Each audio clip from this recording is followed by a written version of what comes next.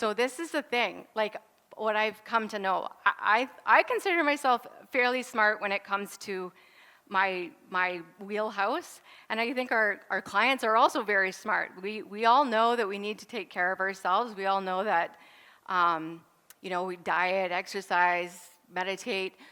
This video is sort of like a why don't we do it? And so I hope you enjoy it. It's just a quick little video. Hey, it's me, Destin. Welcome back to Smarter Every Day. You've heard people say it's just like riding a bike, meaning it's really easy and you can't forget how to do it, right? But I did something.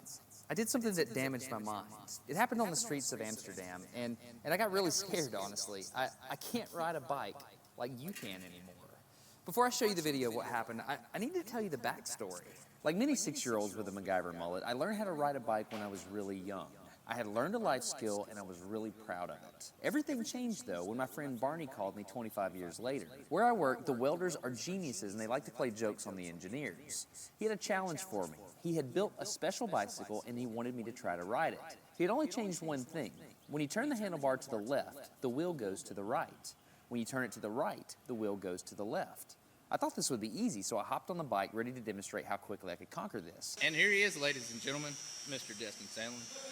First attempt riding the bicycle. All right. So the faster I go, the better.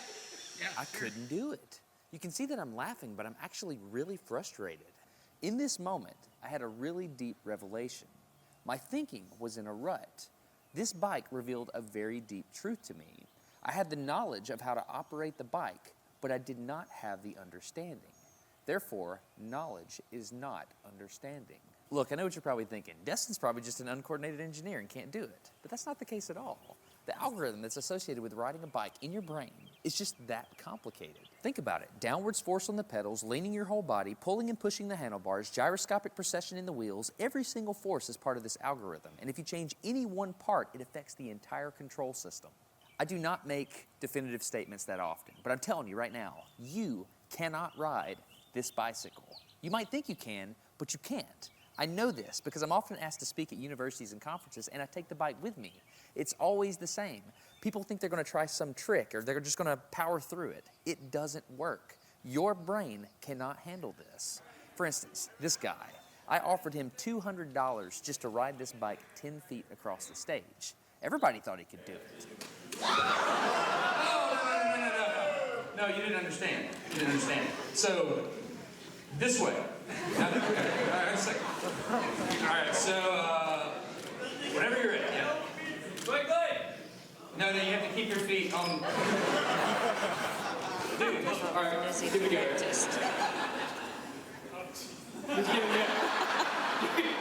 Wait. Like, you gotta start rolling at least. And go. Oh, go! All right, back up. Okay, keep your feet on the pedal. Go. Go right off.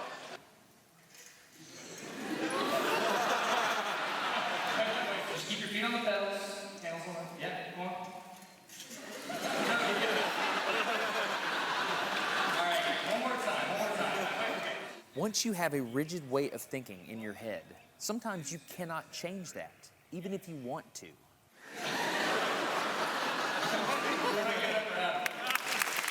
So here's what I did. It was a personal challenge. I stayed out here in this driveway and I practiced about 5 minutes every day. My neighbors made fun of me. I had many wrecks, but after 8 months, this happened.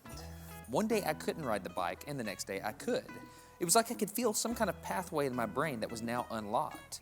It was really weird though. It's like there's this trail in my brain, but if I wasn't paying close enough attention to it, my brain would easily lose that neural path and jump back onto the old road it was more familiar with. Any small distractions at all, like a cell phone ringing in my pocket, would instantly throw my brain back to the old control algorithm and I would wreck. But at least I could ride it. My son is the closest person to me genetically, and he's been riding a normal bike for 3 years. That's over half his life. I wanted to know how long it would take him to learn how to ride a backwards bike, so I told him if he learned how to ride a backwards bike, he could go with me to Australia and meet a real astronaut. Are you gonna give up? No. Go ahead. This is how it starts. Look at this. This is such a big deal. Get up, you got it. Did you see his brain get it? So he in, how many weeks have we been doing this? 2 weeks? In 2 weeks, he did something that took me 8 months to do, which demonstrates that a child has more neuroplasticity, am I even saying that right, than an adult. It's clear from this experiment that children have a much more plastic brain than adults. That's why the best time to learn a language is when you're a young child. All right, today's bike log. I can ride smooth, I can ride fast. I'm thinking the experiment is over. Okay, now I'm in Amsterdam, a city that has more bicycles than people. The question is, can I ride a normal bike now? I mean, I've spent all this time unlearning how to ride a bike. If I go back and try to ride a normal one, will my brain mess up?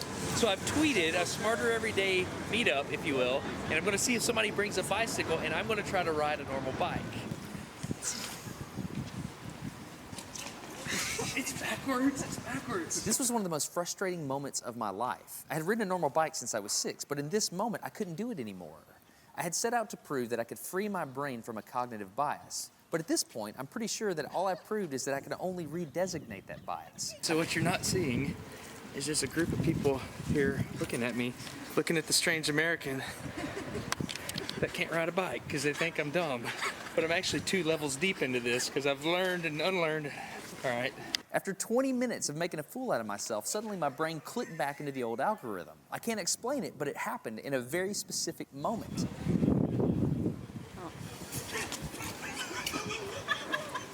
I got it. I'm back. Oh, it clicked. Hold it, it clicked. I got it. Okay, there it is. There was the moment. Okay, I can ride a bike. I tried to explain this to the people around me, and they just didn't get it. They thought I was faking the previous 20 minutes, and I couldn't get anybody to believe me. That looked like I faked that, didn't it? Yeah. Just a fake. You think I'm faking. You don't believe me. It looks so weird to me, like, la la, and it's full. You think I'm lying, don't you? I'm not lying. I felt like the only person on the planet who had ever unlearned how to ride a bike, and I couldn't articulate it to anyone because everybody just knew that you can't forget how to ride a bike. So I learned 3 things from this experiment. I learned that welders are often smarter than engineers. I learned that knowledge does not equal understanding. And I learned that truth is truth, no matter what I think about it. So be very careful how you interpret things because you're looking at the world with a bias, whether you think you are or not. I'm Destin. You're getting smarter every day. Have a good one. Okay, if you want to support Smarter Every Day, you can download a free audiobook at audible.com/smarter. I recommend Commander Hadfield's book, which is An Astronaut's Guide to Life on Earth. I read it. It was awesome. If you think about it, I had to learn how to ride a different kind of bicycle, and my son did as well. But Commander Hadfield had to learn how to ride a different spaceship. Not only that, but a different type of space station. He was on Mir and the International Space Station.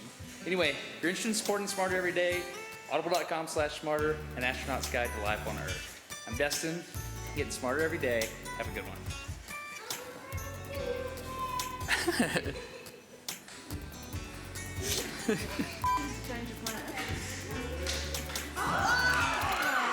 Everything's wrong. Stick with the reactions wrong. That's good. Why don't you ride it? You just build it? I can't ride it. I just build it.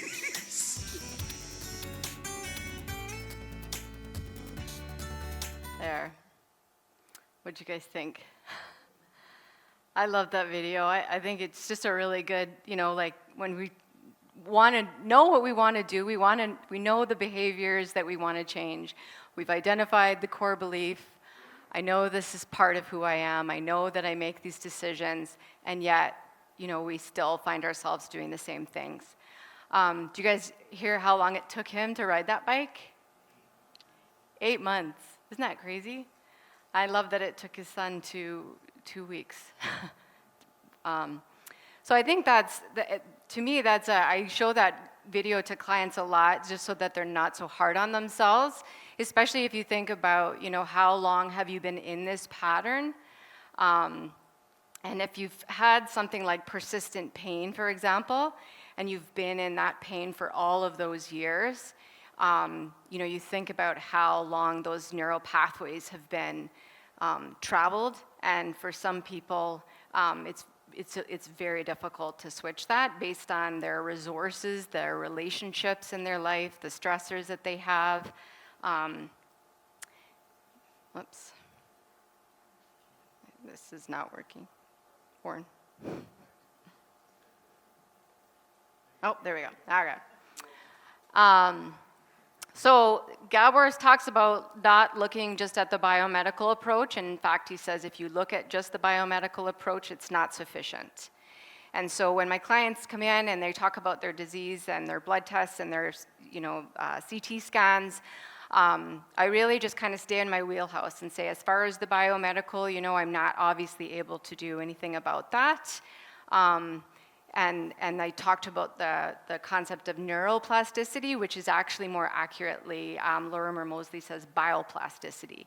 So when we change the way the brain and the nervous system communicate, we can actually change our biology. And I feel for myself, I'm living proof, and I've seen a lot of people also be able to do the same with all sorts of illnesses. I work with MS, cancer, high blood pressure, diabetes. I work with all sorts of different diagnoses. That's not my focus when I work with the client. We talk about social and psychological, their social and psychological impacts on their disease. And most everyone, when you give them these two circles, they're able to identify the things that are actually in their control or in their influence to be able to impact the way the disease progresses or presents for them. Luke quote again, props to Luke, change is slow and painful, and often no one notices you changing but you. I find, and you probably have this experience where you have clients try things and they don't work, and so they just think they don't work. And that's, that guy could have probably, how long would you have given that guy to try riding the bike, to not be successful, to say, yeah, I guess you gave it a go? If you think, if I rode this bike every day after, a month, maybe? If somebody said 30 days is often what we say, try it for 30 days, 21 days for habit. You might say, oh yeah, I guess you can't ride that bike. But it was his persistent effort every single day, creating those neural pathways. And another thing he said, I'm not sure if you caught, is any type of distraction, it would send him back on that old pathway. And distraction is, for me, it's a vacation. I go away on vacation for 2 weeks, or you have some kind of a life stress, a job change, a loss. And our people that we're working with are dealing with these types of changes every day. And so just more to the point, why really sticking with something, but finding something that you really love and finding something that you really feel like you're going to stick with. Luke talks about that in his book Somewise too. You don't have to, your workout regime doesn't have to look this certain way and be rigid, but I find that sitting with yourself every day and just sort of asking those compassionate inquiry questions, like what do I need to heal today? And that might look different every day, but now you're creating that pathway between your brain and your nervous system about what you need in order to heal. This looks different than I had it on my computer, but so this is just your team. So I usually just encourage people to create a team of people. You can kick people off your team, you can bring people onto your team. But we don't heal in isolation, and as Warren talked about a lot with community, I really do believe that. And I think a lot of people, particularly when you're dealing with pain, disease, illness, you start isolating yourself. You kind of feel like you're that dark cloud in the room, and you don't want to complain to your friends, you don't want to be that person, so you just start to pull back. And if you can't do things that you used to do, particularly with pain, number one thing that people say with pain is I can't, everything I used to do to cope, I can't do anymore. So it's really becoming curious about engaging in their community and looking at different things that they can do. So we can just talk about both the psychosocial and really kind of include them in on that journey and try and sort out what they might like to do to work towards their own wellness. This is my feet, and I put this picture up here because there's a lot of people, they have a lot of reasons why they can't do things, and they're really stuck on the biomedical model. So this is, I'm not able to do a lot of hiking and that type of stuff anymore. The slide beside it is my anti-CPP. I could really be bogged down by the biology of what you're dealing with, and people do really get focused on that. And I think it's just important to encourage them to look at the other two circles, the psychology and the social, and that again is what's in their influence. I can change the way my feet look, so I've wasn't able to add the slide, but I've been doing a lot of physical exercises which have actually changed the way they look and reduced the pain. So, but a lot of the times there's nothing we can do about the biology, right? That's what's been given to us. But changing the psychology and the social impact the biology and actually, can lead to healing and wholeness.